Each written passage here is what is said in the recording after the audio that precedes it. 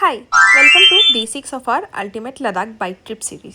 आज का हमारा ट्रिप है लेह से हुंदर तक का और हमने एक्सपीरियंस की go karting, Diskit monastery, like की पहली स्नोफॉल और खारदुंगला पास। सुबह सुबह हम लेह से निकल पड़े।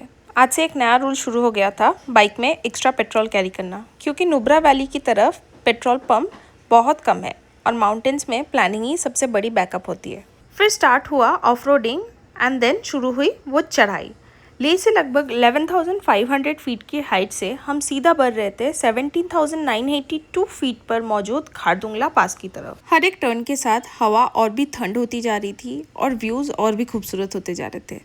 लेकिन लद्दाख का वेदर, उसका तो कोई भरोसा नहीं है।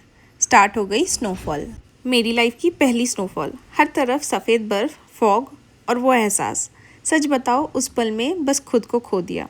और फिर खारदुंगला पास 17,982 फीट, एक और सपना पूरा हो गया और उस मोमेंट को दिल में हमेशा के लिए सेव कर लिया। नीचे उतरते ही भूख ने स्ट्राइक कर दिया, इसलिए एक ढाबे पे रुक के वेज नूडल्स ऑर्डर किया।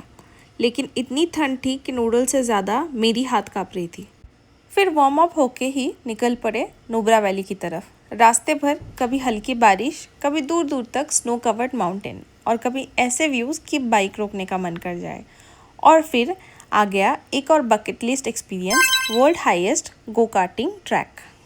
पर बारिश हो रही थी, लेकिन इतनी दूर आके बारिश को थोड़ी ना जीतने दे सकते हैं। हेलमेट पहना, रेनकोट पहना और फुल एंजॉय किया।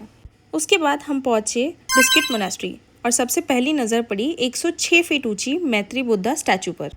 ये बुद्धा स्टैचू नुब्रा वैली में शांति और खुशहाली के लिए बनाई गई थी।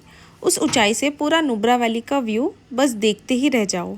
धीरे धीरे शाम होने लगी और लद्दाख की एक ख़ास बात ये है कि 8 बजे भी लगता है कि शाम अभी बस शुरू हुई है। और फिर पहाड़ों के बीच से गुजरते हुए हम आज की डेस्टिनेशन हुंदर पहुंच गए।